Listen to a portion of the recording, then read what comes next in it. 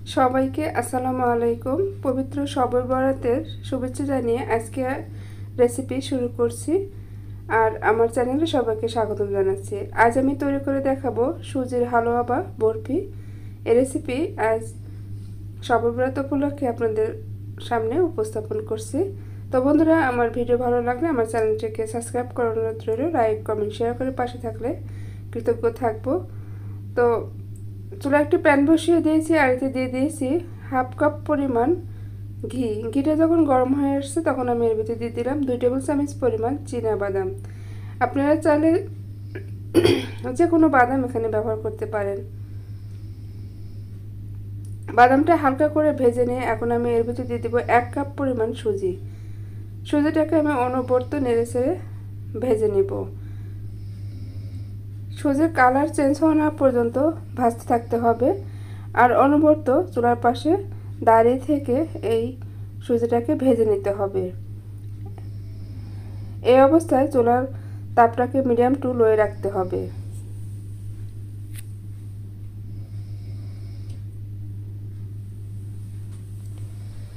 সুজির কালারটা চেঞ্জ হওয়া না পর্যন্ত অনবরত এভাবে নাড়তে থাকতে হবে।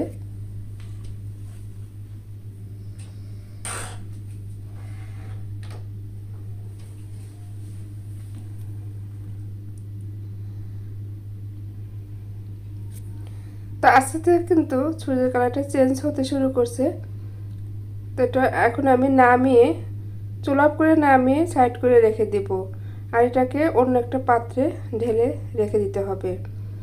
তো এখন আমি এখানে একটা ফ্রাই প্যান বসিয়ে দিয়েছি চুলায়, তাতে দিয়ে দিলাম হাফ কাপ পরিমাণ চিনি। তো এই চিনিটাকে আমি ক্যারামেলের মতো করে তৈরি করে নিব। সামান্য পরিমাণ পানি দিয়ে নিব। পানি দিয়ে মিডিয়াম টু লো আছে কিছুক্ষণ কুক করে নিতে হবে। তো কিছুক্ষণ কুক করার পরে আস্তে আস্তে কালারটা চেঞ্জ হতে থাকবে, ক্যারামেলের মতো কালার চলে আসবে। তো আমি অতটা কালার করব না, হালকা একটু কালার করে এর ভিতরে পানি দিয়ে দেব। তো হালুয়া বা বরফির কালারটা যাতে সুন্দর হয় এর জন্য আমি এইভাবে তৈরি করছি। তো এরকম অবস্থায় এসেছে। এখন আমি এর ভিতরে দিয়ে দেব 1 কাপ পরিমাণ পানি আর দিয়ে দেব 4টা সাদা এলাচ। এখন আমি সেই ভেজে রাখা সুজিটাকে এর ভিতরে দিয়ে দিলাম। এরপর যে হ্যান্ড উইস্কের সাহায্যে খুব ভালো করে নেড়ে চেড়ে কুক করতে হবে। অবশ্যই হ্যান্ড উইস্কের সাহায্যে এভাবে নাড়তে হবে, তা নাহলে দলা পেকে যেতে পারে। এখন আমি দিয়ে দিলাম 1/3 কাপ পরিমাণ গুঁড়া দুধ। গুঁড়া দুধটা দিয়ে খুব তাড়াতাড়ি নেড়ে দিতে হবে, তা না হলে গুঁড়া দুধটা দলা পেকে যেতে পারে।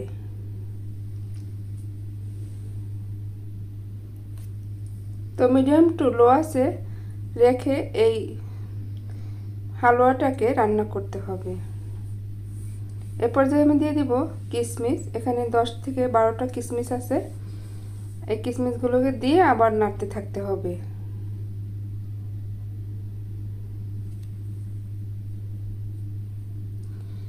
এ পর্যায়ে দিয়ে দিলাম সামান্য পরিমাণ লবণ। এই লবণটা দেওয়ার কারণে এই স্বাদের ব্যালেন্সটা ঠিক থাকবে। যে কোনো মিষ্টি খাবারে লবণ দিলে কিন্তু খেতে অনেক বেশি সুস্বাদু হয়।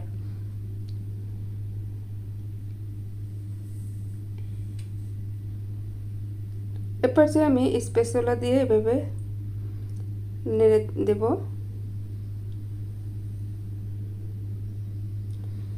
তো মাশাআল্লাহ এই হালুয়াটা কিন্তু অনেকটা আঠালো হয়ে আসছে আর একদম সফট।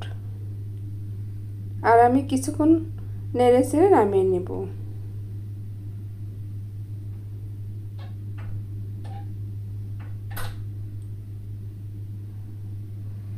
তো এখন আমি এটাকে নামিয়ে অন্য একটি পাত্রে ঢেলে নেব। এখানে আমি একটি স্টিলের বড় প্লেট নিয়েছি। এই প্লেটটাকে আমি ঘি দিয়ে মাখিয়ে নিয়েছি আর এই প্লেটে এই সুজির হালুয়াটাকে ঢেলে নেব।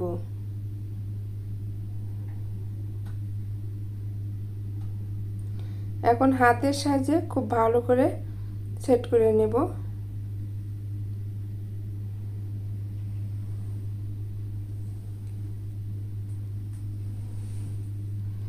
এখন আমি এই স্প্যাচুলা দিয়ে এভাবে খুব সুন্দর করে সমান করে নেব।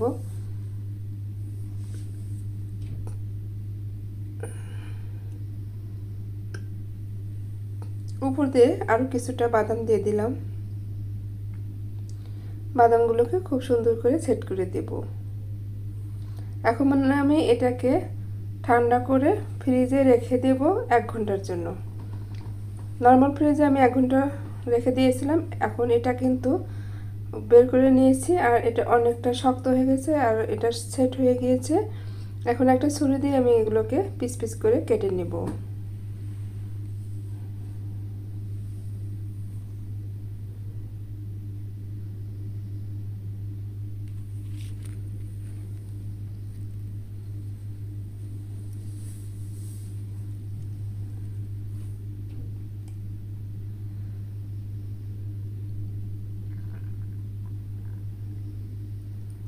তো এবার এভাবে আমি চৌকা করে কেটে নেব সুজির বরফিগুলো।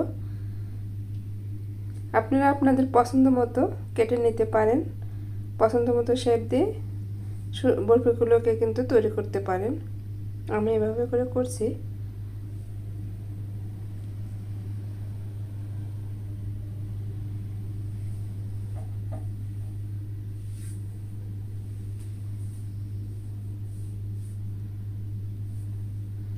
এই তো বন্ধুরা, দেখতে পাচ্ছেন কতটা সুন্দর হয়েছে।